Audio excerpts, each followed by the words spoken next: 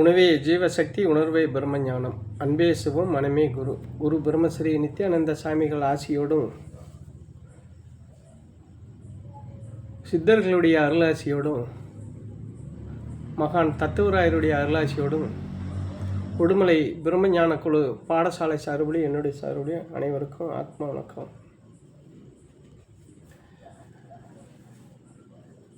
இந்த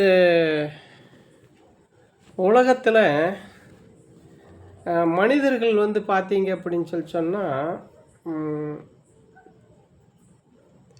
ரெண்டு வகை. என்ன அப்படின்னு சொன்னால்,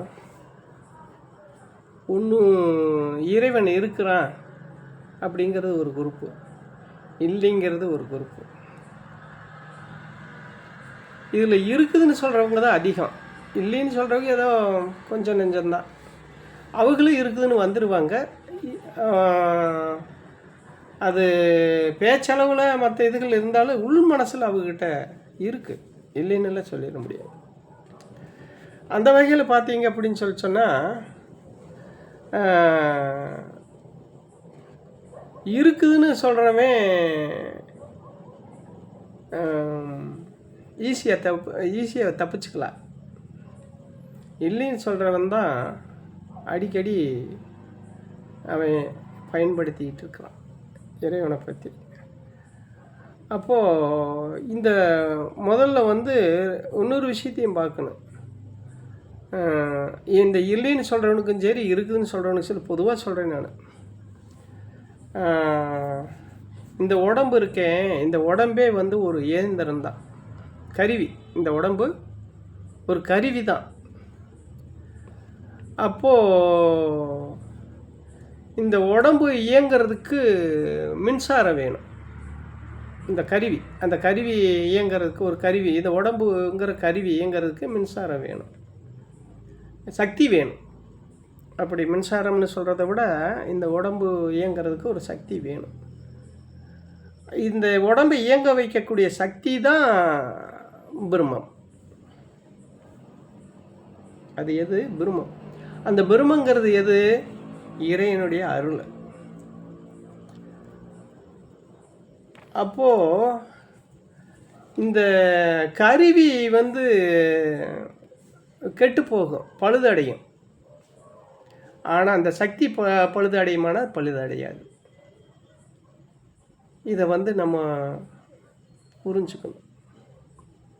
ஒரு கருவி இருக்குது, ஒரு இயந்திரம் இருக்குது. அந்த இயந்திரம் இயங்கணும்னா அந்த இயந்திரம் இயங்கக்கூடிய சக்தி வேணும். அந்த சக்தி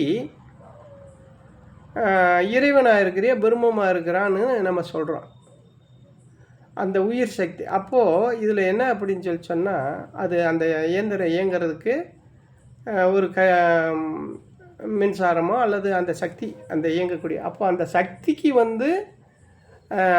இயந்திரம்னு சொல்கிறோமே, அந்த இயந்திரம் கெட்டு போகும். ஆனால் அந்த சக்தி கெட்டு போகாது, அது புனிதமானது. அப்படித்தான் நம்ம உடம்பு, நம்மளுடைய செயல், நம்மளுடைய இந்த இக வாழ்க்கை.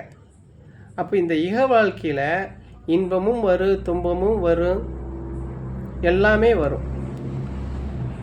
ஆனால் இந்த இக வாழ்க்கையை வாழ்கிறதுக்கு உதவியாக இருக்கிற, காரணமாக இருக்கிற, நமக்கு எல்லா வகையிலையும் பாதுகாப்பாக இருக்கக்கூடிய அந்த சக்தி இருக்குது பற்றியா, அதுக்கு அந்த இந்த இயந்திரம் கெட்டு போகிற மாதிரி அது கெட்டு போகக்கூடிய ஒரு இது, அதுக்கு அந்த தன்மை கிடையாது. இதுக்கு தான் அந்த தன்மை. அப்போ இந்த கெட்டு போகிற இந்த பொருள் கெட்டு போச்சுன்னா தூக்கி எறிய வேண்டியதே இதை. அது மாதிரி தான் நம்ம வாழ்க்கையில் நம்ம உடம்புங்கிறது, நம்ம இந்த வாழ்க்கைங்கிறது ஒரு இயந்திரம். அந்த இயந்திரம் இயங்குற போது அதனால் வரக்கூடிய அந்த செயலுக்கு தான் நம்மளுடைய வாழ்க்கை. அப்போ இது எதுவுமே இயந்திரம் இயங்குற வரைக்கும் தான் இது செயல்படும். இயந்திரம் கெட்டு போச்சுன்னா இது எல்லாமே முடிஞ்சுது, அதோட கம்ப்ளீட்டாக எல்லா வேலையுமே முடிஞ்சுது அப்படிங்கிறத நம்ம உணரணும். அப்படி உணர்ந்தோம் அப்படின்னு சொன்னால், பிரம்மம்னா என்ன, இறைவன்னா என்ன, இதுக்கு ஏதோ ஒன்று நம்மளை இயக்குது. அப்போ அந்த இயக்கக்கூடிய பொருள் எது?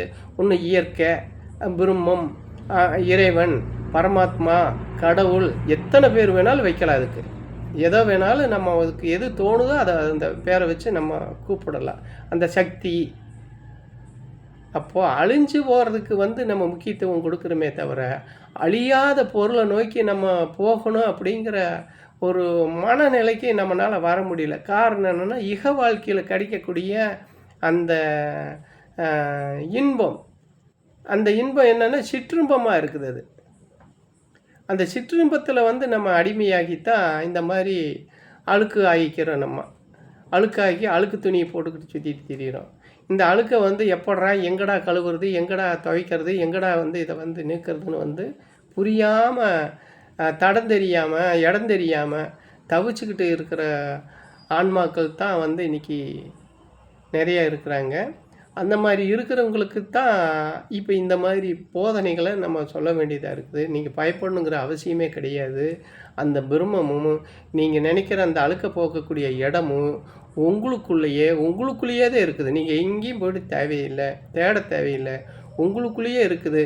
அந்த அழுக்க கசக்கக்கூடிய ஆறு, குளம், சமுத்திரம் எல்லாம் உங்களுக்குள்ளேயே இருக்குது. உங்களுக்குள்ளேயே அந்த அழுக்க கசக்கி காய வச்சு சுத்தமாக முடியும், பரிசுத்தமாக முடியும், அந்த பரமனை அடைய முடியும். அப்படிங்கிறத நீங்கள் உணரணும்.